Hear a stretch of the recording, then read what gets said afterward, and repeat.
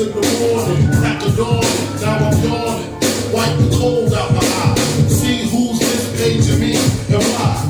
It's my nigga Pop from the barber shop. Told me he was in the gambling spot and heard the intro. Why the niggas wanna stick me like fly paper. Slow down, Lord, please chill, drop the paper. Remember them niggas on the hill up in Brownsville that you rode that switch on up in the night switch? Yeah, my nigga Fame up in Prospect. Nah, them my niggas, nah, love for it, disrespect. I didn't say them, it's going just the niggas that you knew from back when you was talking water figures. Now they heard you blowing up like nitro when they wanna stick the knife through your windpipe. So, like Fame more than me, cause now more than you, I got the back, nigga, tell me what you gonna do. Damn, niggas wanna stick me for my paper. Damn, niggas wanna stick me for my paper. Damn, niggas wanna stick me for my paper. Damn, niggas wanna stick me for my paper. They heard about the Rolexes and the Lexus with the Texas like the West Side State. They heard about the towns they got down in Georgetown and they heard they got. Yeah, what it do? This is live from the pit. I don't give a shit. This is Taco Tuesday. I'm Don Gotti Nash. And it's your man Step Lover. And this is Taco Tuesday. Taco Tuesday. And today we are shedding light and paying some big up respects to the late great GOAT. The G-O-A to the T. The great Christopher Wallace, a.k.a. Biggie Smalls. Yes, Frank White, who shot you? For those that don't know, today is March 9th.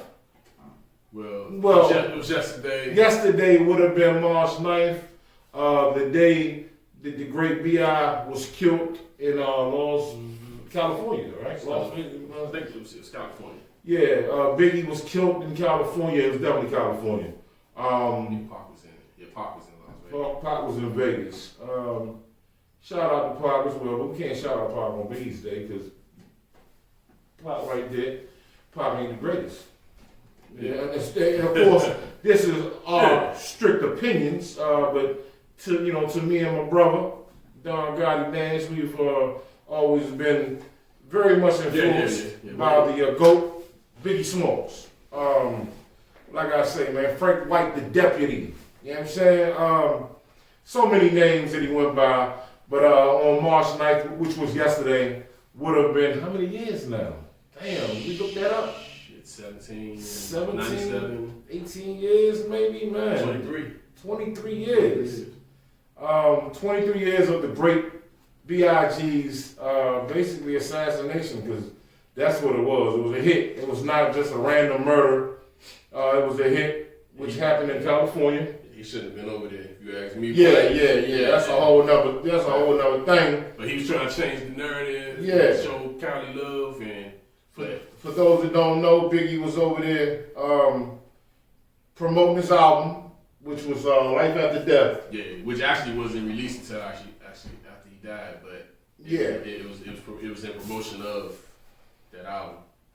Unbelievable album, I might add. Double album. How many times did that go platinum? You know? I think it went 10 times platinum. 10 times platinum. And to this day, is one of the greatest albums of all times. I think both his albums, if you ask me, they top 5. Oh yeah. You can throw Ready to Die, Life After Death, and I'm not a fan of the Biggie. What was the third one? I mean, that wasn't really. That was shit Puff kind of threw out there. Yeah, that was shit. That shit faded his fame. He gave his fame. But nah. And the album was actually supposed to be called that too. That third album was supposed to be called Born Again. Oh, it really was? Yeah, it's supposed to be. I didn't know that. That was supposed to have been the third album. But we wanted to, here on Fuck Your Opinion, the great podcast. I want to give shout outs. Taco Tuesday. We usually take a good 30 minutes, man, brush up on some things that we is popping and trending. And for those that don't know, like I said, March 9th is the day that B.I. was assassinated. My man Cannabis dropped that in the LL the LL disc. when he was saying the greatest rapper of all time died off March 9th. Remember that wasn't Cannabis. That was Jada, wasn't it? No, that was Cannabis. Remember I know.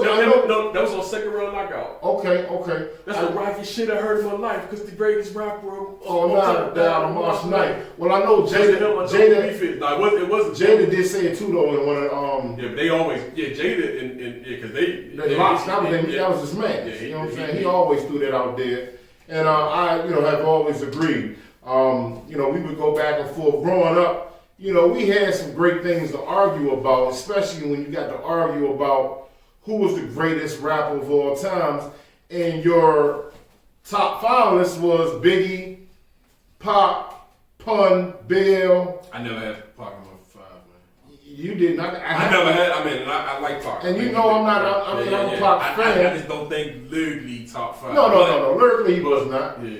But his impact as an all-around rapper, that's what I got him. His top 5, yeah. But to me, the impact. He made some great music. He was an icon. Yeah, he was an icon. He definitely big icon. I don't think you can be an icon and not be in the top 5. That's my, assessment of top 5. Our very close cousin, Teddy Kleiss, used to be Smoke Dogg, third D-Mac, rest in peace, were huge Pac fans, and a lot of people, man. Thug Life. There's a lot of Pac fans.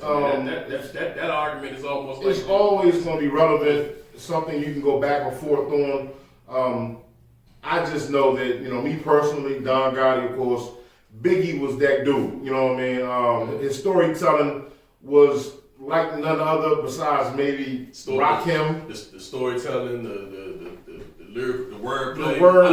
I'm big on wordplay. Yeah, which is why I love which is my love for Eminem. It's the wordplay. He had everything. Big had the streets, pop shit, the lyric. This probably was this was your built rapper right here. This was your custom made rapper. He had everything. He gave everybody. He was good in all that shit. Yeah, that's without a doubt. Pop, everything. He was good in it. So. And for those that don't know, Biggie was survived by 2 kids. His daughter was Tatiana Wallace, and his son, which was C.J. Wallace, Christopher Wallace Jr. Christopher Wallace Jr., who has played in some movies, man. Those that don't know, has been in quite a couple little movies. He had a nice little movie with Will Ferrell. That was a pretty good movie.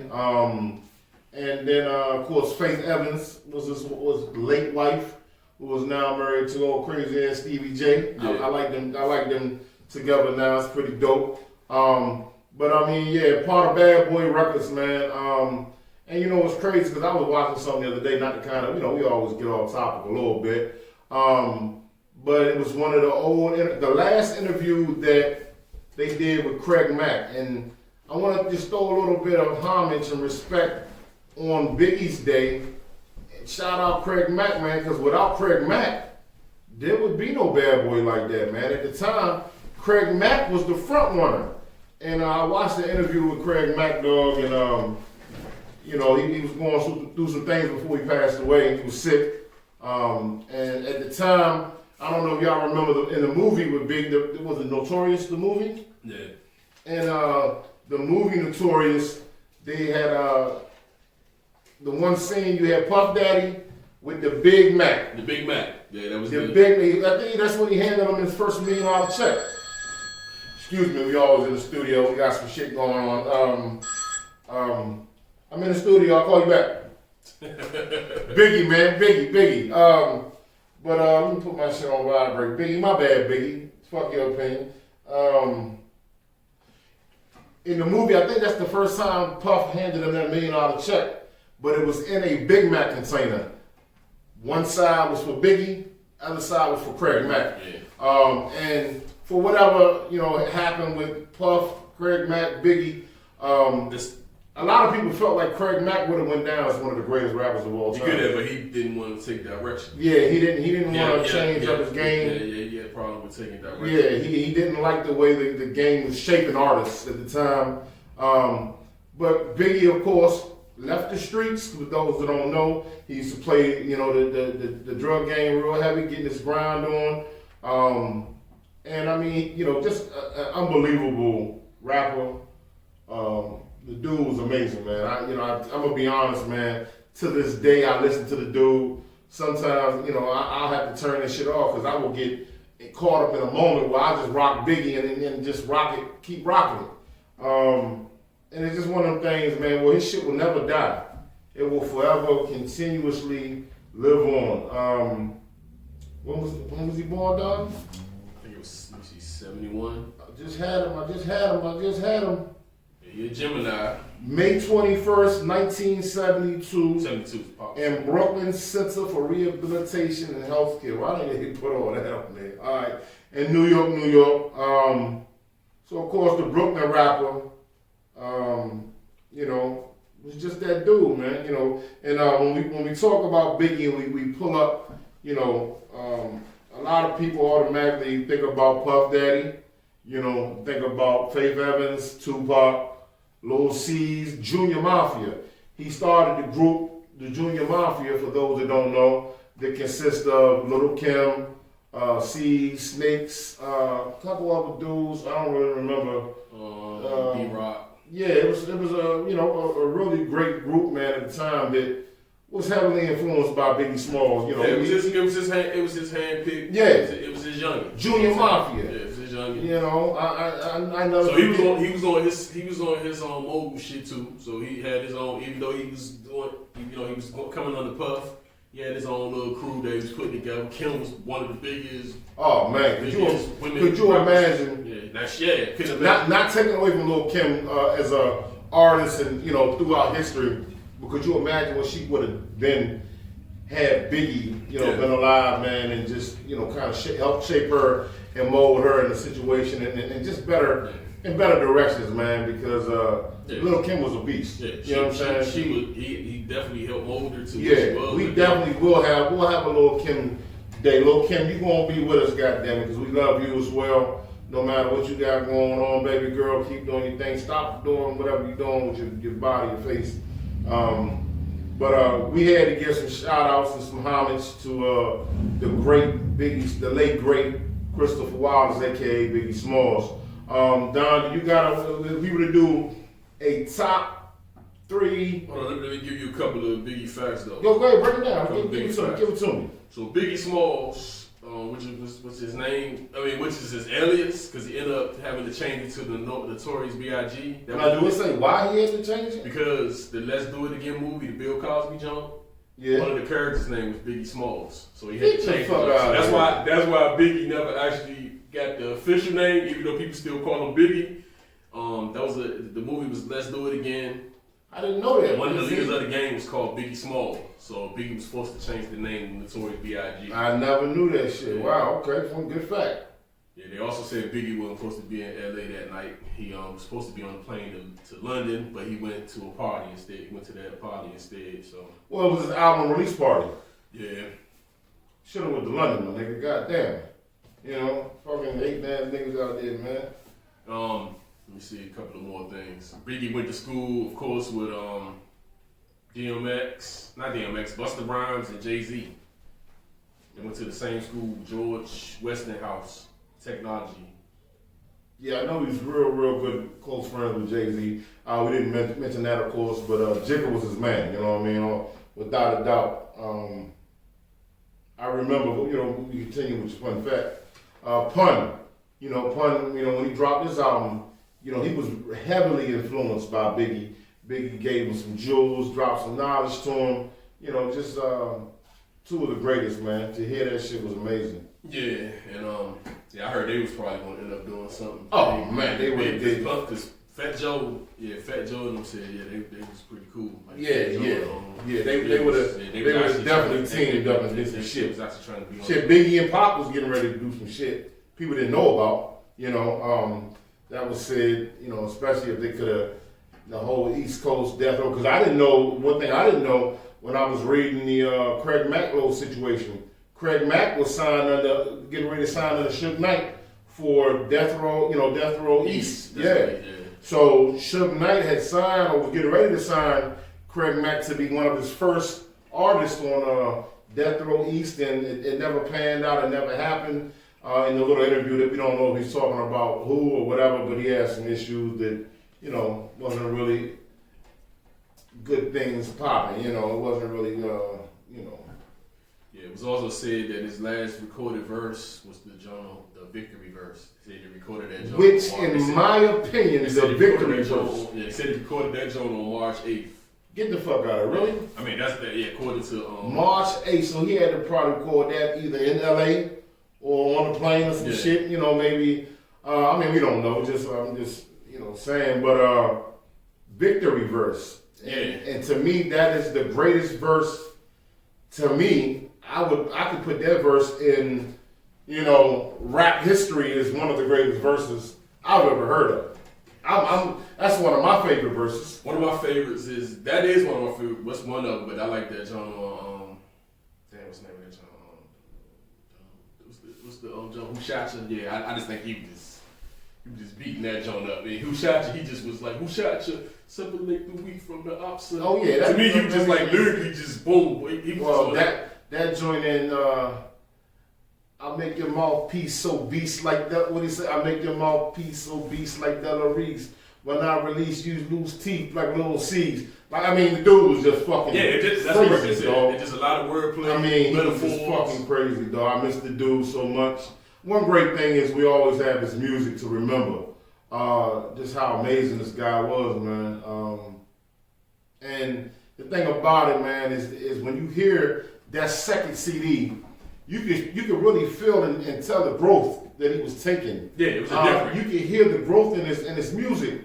Sky's the Limit is one of my favorite songs ever, dog. And you can listen to the message, how he was spitting the facts, and just hearing the artist grow. And as a fan, to hear your favorite artist grow, oh man, and then when you grow like that, the way Biggie was getting ready to blow, because man, it was just, dude brought the East back, you know what I'm saying? Like, he really put the East Coast back where it was supposed to be at, you know what I mean? And because, West Coast was kind of cranking it for a minute. They always crank it, big shout out to the West Coast. We love them, but at the time when all the bullshit was going on, man, Big put the East on his back and he, strapped it on.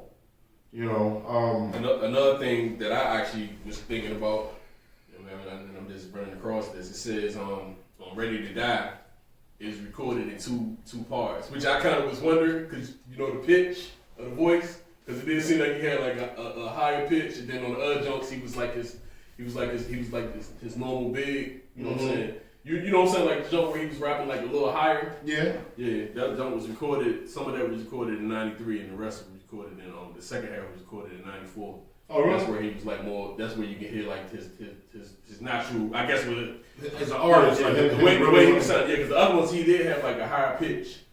I never really paid attention to it like that, man. I just kind of figured that, like, even on Give Me the Loop, things done changed. He was rapping. The pitch is different. Well, not only that, you know what? And now that you talk about it, and I've always noticed it, but I wasn't, that CD. Matter of fact, I heard him on the control, but I heard him because I used to hear Biggie on. I heard Biggie on Heavy D, Blue Funk. That's the first time I heard him.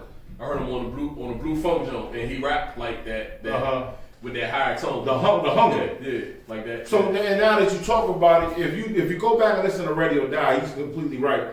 You can hear two different Biggies in Ready to Die. Yeah. Give Me the Loop, Machine Gun Funk. You heard the hungry. Yeah, you heard the hungry Biggie. Yeah. And the Biggie that was just and then you raw. hear the One More Chance Biggie. Then you hear the One More Chance. You can hear the more cockiness. Yeah.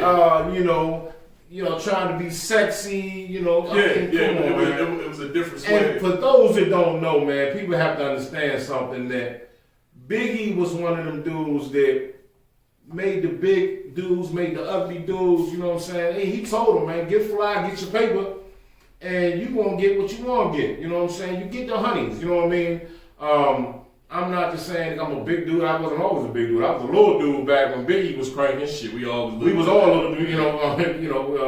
evolution. Yeah, don't get it twisted. Yeah, we was young, sexy, young, still sexy for still sexy, but it was that other joke where young, sexy Thundercats back then. But Biggie gave the big, ugly, dark skin, whatever, the sex appeal. He made you feel confident Because, back then, even now, on the magazines, it's all six-pack abs. People think that's just the norm and what it's supposed to be. It's great to get in the gym and get healthy, but Big let people know it's all right to be who you are. Get fly though, get your paper. Like he said in one of his verses, black and ugly as ever. However, I stay Gucci down to the socks, rings and watch filled with rocks. Just a little message saying, man, get your paper, get fly, or just be confident, and you can do and get whatever the fuck you want. Like I say, man, the dude was amazing. Just, I love the dude, It's not about how much work because a lot of people will say, yeah, he ain't have enough. He didn't have enough work. Out, but I think he put out enough material. I don't care nothing about that. Yeah. He put out enough work to solidify his position, and honestly, he's still in the conversation like years later. So that tells you enough right there. Like he's still in the conversation. Listen, I had a dude the other day in the Fuck Your Opinion group. I forget who he was, I think it was one of the other groups that we kind of dibble and dabble with on Facebook because Fuck Your Opinion, Taco Tuesdays, Fuck Your Opinion, the regular podcast. We like to jump in different groups, man, and show respect. Some dude had put something about Pac, which is cool, but then he was like, and garbage ass Biggie, and I started to flip on that motherfucker, like, what motherfucker? I've never heard nobody say that Biggie was garbage, And like I said, definitely not garbage. Listen, we are all entitled to our own opinion, You're entitled to it, man.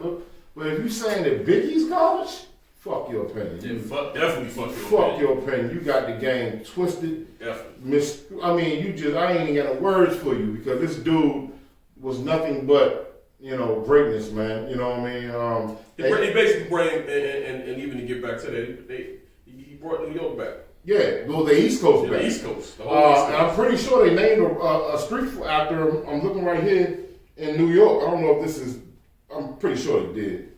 And of course, because you got to think about it. At that time, shit was like heavily West Coast. You know what I'm saying? So it was heavily West Coast. And so you got to give Wu-Tang and Nas their credit, but Big he helped put it back on the map.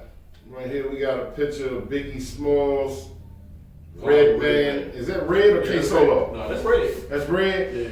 With the fuck you joints I up. thought they had the fuck your opinion shirt. I was about to say, you might put that on the fuck your opinion shirt, goddammit. You know what I'm saying? Yeah, man, here at Taco Tuesday, like I said, man, we can see, we really wish we'd have been a little bit more prepared, man, because we would have biggied it up in this motherfucker. And we got the Biggie shit coming on our wall, our Fuck Your Opinion wall of fame, man. But like I said, this dude, man, we can go on and on about this guy. Oh yeah, this could be this could be an hour and 45-minute talk. But a real quick, I want to throw out there my top 3 of all time Biggie songs. What you got? I would have to say, and this wasn't off of Biggie's album. This was actually off of Puff's album. Puff's what was his family? No Way Out. No Way Out. It was his first one, right? Yeah. Biggie so Puff Daddy and the Family was the first one. Yeah, that was his first one. Biggie actually was the executive producer. So that's why that thing cranked the way it did. Yeah, he was actually executive producing that jump. So he actually helped Puff put his shit together. And that was a classic. On that album, Victory, like we already talked about, is one of my favorite songs ever, which of course Biggie produced, wrote. Busta Rhymes was on the hook. That's my number 1 Biggie song. Number 2, I would probably have to go with Sky's the Limit, just because that kind of showed his development and his growth as an artist, and not only as an artist, but as a father, as a young man growing into a man, and he kind of had seen that, he made it. He went from the street to the block, from slinging rocks and being locked up, baby moms, and it just showed his relationship as a man, father, artist. It showed the growth, and I love that song. 112 was on it. And then number 3, I just have to go with Warning, man. You know, to me, Warning was just something, man. It got you in that mood. You know, back in them days, nigga was pulling cables and, you know, doing big crazy things. And Warning was just one of them songs back on World on the Road, Jack. Me, Ted, and Third pumped in the tape player. It wasn't no CD player back then. They was getting ready to come, but Warning, we put that thing in, and then we heard that beat was going off, and that beat, like you said, we came into it on the beginning of the show. Warning was one of my favorites. And then, of course, you know, we had the shout out with the DC and the DC and Virginia quote in the song. So yeah, Warning, Sky's the Limit, and Victory, which to me, Victory, the verse, any one night I perform like Mike Tyson, Jordan, Jackson, Axel. I mean, you just can't beat that. I'm sorry.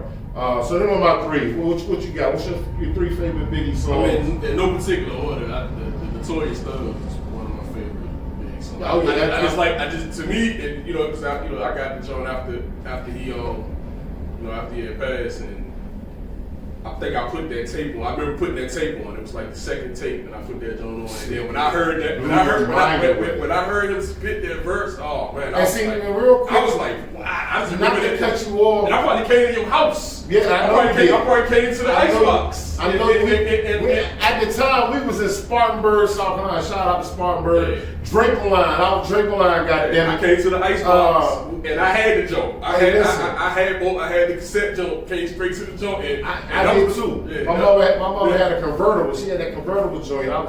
The crazy thing about that song, the nigga took that song with Bone Thugs and Harmony, who was the hottest group at the time, with the fast flow. Yeah, blew my mind. And he cranked it. I'm talking about, he crushed it. He had the hottest verse on the song. And he did it, and they, with their skill, you know, I mean, go ahead. That was amazing. I will say that my man Busy got busy on that. But Big versus me. Oh, man, Dangerous. Yeah, the big joint was, I was fucked up. I was like, whoa! I was fucked up off of that joint. When I heard that shit, I think I pulled over to the side of the road. That joint fucked me up. And the funny thing, I couldn't even get off the song. That's how that song fucked me up. I couldn't even get to the rest of the album. I couldn't even get to the rest of the album. I'm going back on the tape. Definitely had the tape, cassette, no cassette. Crazy. I'm rewinding the joint back, and I'm like, oh man, this dude. And I'm just like, wow. And then on top of that, a lot of people start coming up with everybody start trying to have a fast track on their album. Yeah. I think Nas did it. I think everybody started trying, even though Jay did it. And, you know, but everybody copied his recipe, and that became Big became like, even Nas changed it up on his second album. Like he was trying to, he had the Big vibe on that joint. Big actually took a shot at him on one of the songs too. Did he? Yeah. On Oh, you talking about Nas, right? Yeah. No. I was listening to, not the, we'll get back to the other two real quick, but I remember Nas saying, he ain't want it. That was the only time he ever had been scared in a rap beef. He said, because Big told him. Matter of fact, in Victory, he shot Destiny. in Victory. That was him. Destiny is Nas's daughter. Yeah, that was it. And he told him that we'll kidnap Destiny, get in my hand, basement. Yeah. You got to go back and listen to that shit, dog.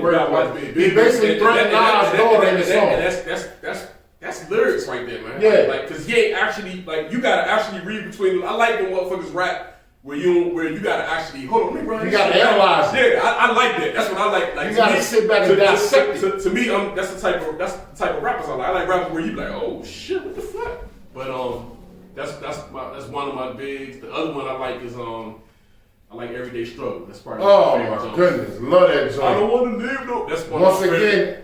My man in the caravan on my way to Maryland. Yeah, that's why call him two texts. He told two texts. And when he started to buck, you like to ask who next. Yes. That's one of my favorite. Love that joint. Yeah, that's definitely one of my favorites. And then my last one will probably be, it'll probably be Warning. Yeah, I mean. Warning is like. Yeah. Warning was epic, man. That was the shot where all right. Well, you know what else is hard to get away from? It's a lot of them, man. But the joint with him and Method Man, the what? Yeah. I mean, You know, Hey, Meth. him and Method Man going back and forth. Meth held his own. I get it. Man. Meth, you was like, Meth tough. You heard? Oh, man, yeah. Meth tough. And that was the first time, really, I'm going to be honest, that I really heard Meth. Yeah, because like I said, you know, back then, I was not a big Wu-Tang fan. I am now that I've grown older and understand that, you know, you got to sit back. Sometimes you got to listen, like he said, dissect the music and listen to it. And hearing Method Man in that verse with Biggie, you were like, yo, what the fuck? Yeah, that shit was tough. That shit was crazy. That shit was tough. You know? And that's when you knew Meth was like, hey, one of them dudes, man. He still could go. Like, actually, Meth for bust. Method Man bust your ass. 99% of the rappers right Yeah. there. He'll Like, fuck straight up, right now. up all, especially these niggas out here. I mean, but even before these dudes, you know, Method Man was a bad motherfucker. Yeah, man. It's tough with the big songs though, but that's the three I could think of right now. It's more than that sometimes. Sometimes it's just you know what you want to hear. And then you know one thing I want to say, and this is what you need to ask yourself about the rappers you like, or the rappers you think that are better, whether it's just this generation, that generation, mumble rapping, trap rapping, whatever. It don't matter. I don't give a fuck. I don't knock. Whatever you like, you like. Whatever I like. Whatever you like, you like. This is what you ask yourself about your favorite artist. Can you go from the catalog down to the bottom and pick out one song that was garbage? You can't do that with Biggie. You will never hear a verse that Biggie was on that you can say was garbage. Every verse he ate. Every motherfucking verse. Even the songs where you deem the jumps that he put out after the yeah. real album, his verses is like shit. I mean, he had verses on shit, dog, that, you know, because I remember when Puff put out that one album, people were like, oh, he would have never did a song with Eminem. Yes, he would have for one. He definitely would have. Actually, the content was, that content was Eminem content. He would have definitely. He was that type of rapper. He would have definitely did a song. The dude could do a rap with Scarface. He could do a rap Yeah. with Eminem. He could do a rap with Pop. Yeah. Like, he could be on a Total song. He could be on a country song. Like, the dude could be, like he was that type of rapper. Like, you never had, like... Never heard a bad verse from Biggie. Yeah, you would have got, yeah. And that right there is why I deem him the greatest of all time. And it's like he got on the flavor in your ear jump. He normally, normally, motherfuckers so confident they always say the person that got on last was the dude that bust your ass. This nigga started off first. You know what I'm saying? Get more butt than ashtray. What's the first? Was Craig Mack first? Nah, it was Big. Big set it off. Yeah, Big was the first dude. Bad boy. Hey, listen, man. Yeah, dude went first and ate that job. I mean, and that's just him, man. He would do the total verses, he had a song with the Brett and JD. Yeah, he had a song with Shaquille. He had a song with Shaquille O'Neal. Yeah, that was my shit. With Shaq. Can't stop the rain. That was my shit, dog. He ate that motherfucking joint, dog. Like I say, man, you know, it's nothing that Big was on. You know, like I said, me and this dude love him. He was our favorite growing up.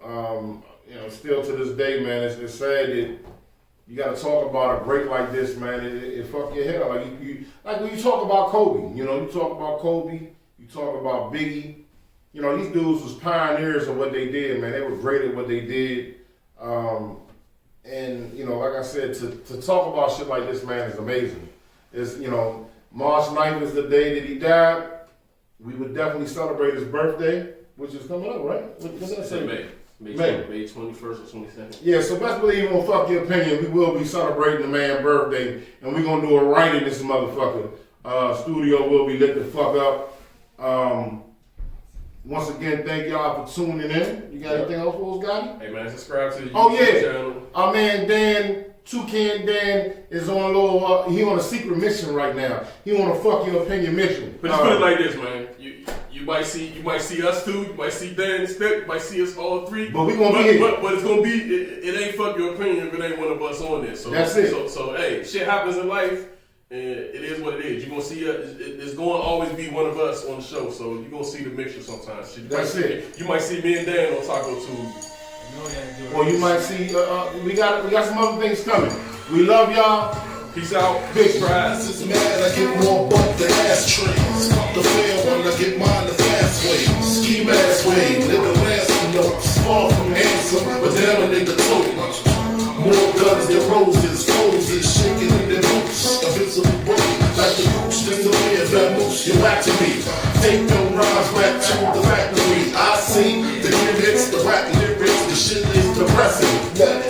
forget it. You're mad cause my style you're admiring. Don't be mad, UPS is hiring. You should've been a cop, fuck hip-hop. With that freestyle, you're bound to get shot. Not from Houston, but I rap a lot. I pack the gat a lot, the flame's about to drop. Go man, go man. I'm getting new flavor. Take